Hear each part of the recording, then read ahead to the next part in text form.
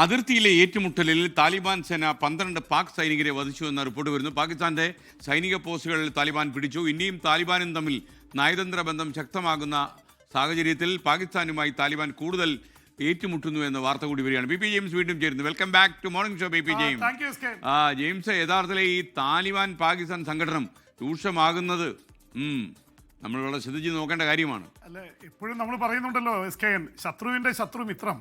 അഫ്ഗാനിസ്ഥാനിലെ താലിബാനോട് ഇന്ത്യക്ക് അങ്ങനെ വലിയ താല്പര്യമൊന്നുമില്ലായിരുന്നു.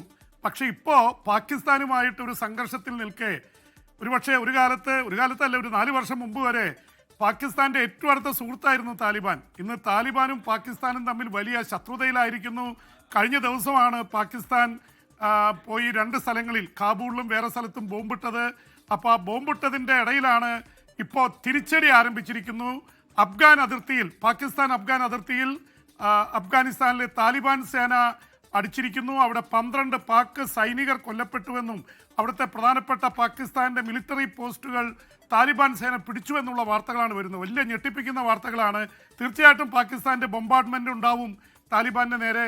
ഇതിനിടയിൽ SKN ഏറ്റവും ശ്രദ്ധേയമായ കാര്യം, താലിബാന്റെ ഏറ്റവും ശക്തനായിട്ടുള്ള വിദേശകാര്യമന്ത്രി അമീർ ഖാൻ മുത്തലക്കി അദ്ദേഹം എത്തിയിരിക്കുകയാണ്.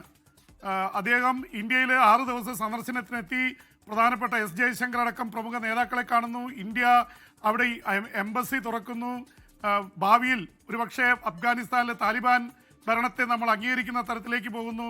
ഇതൊക്കെ കാണിക്കുന്നത് പാകിസ്ഥാനെ ഒറ്റപ്പെടുത്താൻ അഫ്ഗാനിസ്ഥാനുമായിട്ട് ഇന്ത്യ കൂട്ടുകൂടുന്നു.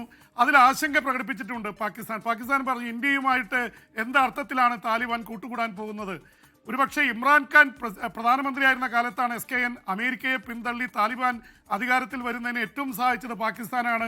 അതുകൊണ്ട് തന്നെ ഇന്ത്യക്ക് ഭയമുണ്ടായിരുന്നു. ഇപ്പം കാര്യങ്ങൾ കീഴ്മേൽ മറിഞ്ഞിരിക്കുന്നു. അഫ്ഗാനിസ്ഥാനും ഇന്ത്യയുമായിട്ടുള്ള ബന്ധം അതിശക്തമായിക്കൊണ്ടിരിക്കുന്നു.